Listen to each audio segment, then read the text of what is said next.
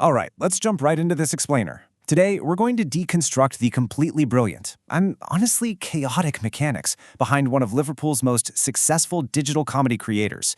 If you've spent any time at all scrolling through short-form content lately, you've almost certainly stumbled into this hyper-energetic digital classroom. But look, we aren't just here to laugh today. We're going to break down the exact, calculated strategies that turn classroom sketch comedy into a massive, undeniable internet empire. I mean, hearing a phrase like "stop the bus, I need a whyyyyy" might sound like absolute nonsense, right? And on the surface, you'd be entirely right. But what's really fascinating here is how this exact type of absurdity drives such incredible engagement. It's a very specific, calculated kind of chaos that literally hooks the viewer the second they hear it. So, to all you old flutes out there watching, which, if you don't know, is the affectionate nickname for this massive fan base. Today, we are going to explore how a fictional student with a profound allergy to both dairy and the dreaded PE bleep test managed to translate seemingly ridiculous catchphrases into millions of devoted followers. Section 1. The Liverpool Comedy King. Let's start by just zooming out for a second to look at the macro-level success of Stevie Knows. He's the sole mastermind, the writer, and the performer behind this entire universe. And his efforts, well, they've yielded 2.3 million TikTok followers. That is a staggering audience. It completely cements his status as a top-tier comedy influencer in the UK. But, a follower count is just a vanity metric if the audience isn't actually paying attention. So who exactly is watching all of this? According to Square industry metrics, a credibility score over 75 means you've got an incredibly genuine audience that is devoid of bots. Stevie sits at a massive 80 out of 100. He commands a fiercely loyal, heavily UK-centric, Gen Z-dominated audience. It's not just big, it's highly authentic. Section 2. Enter Jim Gary. To really understand those phenomenal metrics, we absolutely have to look at the undeniable star of Stevie's online school universe. We have to talk about the man, the myth, the absolute GOAT. Jim Gary is a character defined by his total love for Freddo chocolate bars, his sheer hatred for the bleep test, and just this manic sketch comedy energy. He's the magnetic center of gravity for the entire series. When Gary is on screen, people pay attention. But every great leader needs an arch nemesis, right? On one side you have Gary, on the other you've got Benjamin, famously dubbed the B-Tech Ice Spice, which is essentially a budget version of the rapper, who explicitly states his sole purpose in life is to destroy Gary.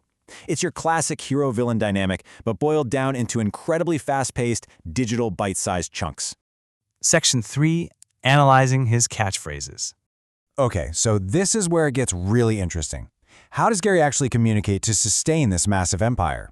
We can categorize his catchphrase strategy into 3 specific buckets, and doing this gives actual academic weight to what otherwise just looks like internet silliness. Let's explore exactly how these linguistic tools manipulate the algorithm and build such a strong community.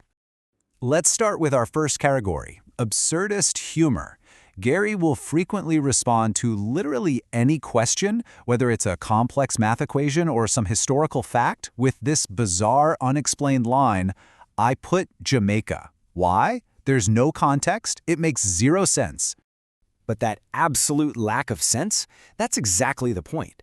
The genius here is that the sheer randomness forces the audience to pause. It's a patter interrupt. When a viewer is scrolling mindlessly, an absurdist non sequitur snaps them right out of their trance. They watch it again to see if they miss the joke. This confusion directly drives up retention rates and watch time, which, as we know, the algorithms absolutely love. Next up, we have the call and response. This is a rhythmic chant that operates exactly like a digital schoolyard anthem. You honestly can't help but say it along with him. It's incredibly catchy, it's repetitive, and it is just full of energy. By embedding these repeatable lines in the content, Stevie actively invites the old flutes to play along. He'll even explicitly ask viewers to sing it with him in the comments. It trains the audience to participate, transforming passive viewers into an active, breathing community. This creates an instant parasocial connection, making the audience feel like they're sitting right there in the classroom with him. Finally, we have the catch-all deflections. This is deployed whenever Gary is asked to do something he hates, like, taking the dreaded PE bleep test or emptying the kitchen bin. It's this high-pitched, whiny, utterly hilarious protest. And why does analyzing this specific phrase matter? Because these deflections become powerful community inside jokes. They are so easily applicable to the everyday frustrations of the audience. A teenager watching can instantly use "but why" when their own parents ask them to do chores. The catchphrase escapes the video entirely and enters the real world, providing a universal meme template for daily life. Section 4. Building the Garian Empire. Now let's see how this highly engaged audience is weaponized within the narrative lore itself, because this isn't just about watching a screen, it's about participating in an empire. Stevie expertly uses audience participation to decide the fate of his storylines.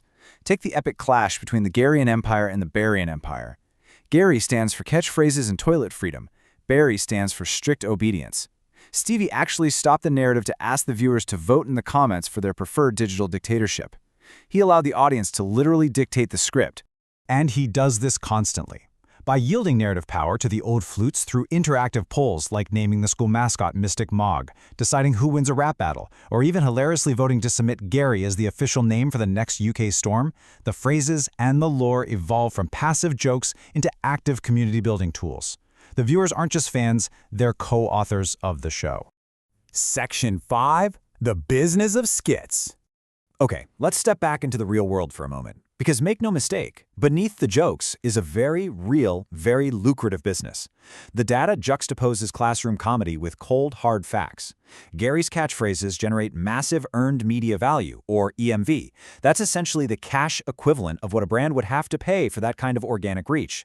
With TikTok EMV at nearly €4,000 per post and Instagram Reels not far behind, the financial impact of this engagement is massive. Let's see how this builds into real-world opportunities. Ultimately, shouting things like "over-Garried" and "nice cup of tea" translates directly into lucrative brand deals and a massive digital footprint. Stevie is ranked as a top 2 influencer in Liverpool right now. He's translating classroom skits into red carpet events with Warner Brothers and major brand sponsorships with companies like Whiskas. The community loyalty generated by the catchphrases is exactly what major brands are absolutely desperate to tap into. It really leaves you wondering, doesn't it? When we analyze these phrases, we see they aren't just jokes. They're retention mechanics, community builders, and real-world meme templates all rolled into one.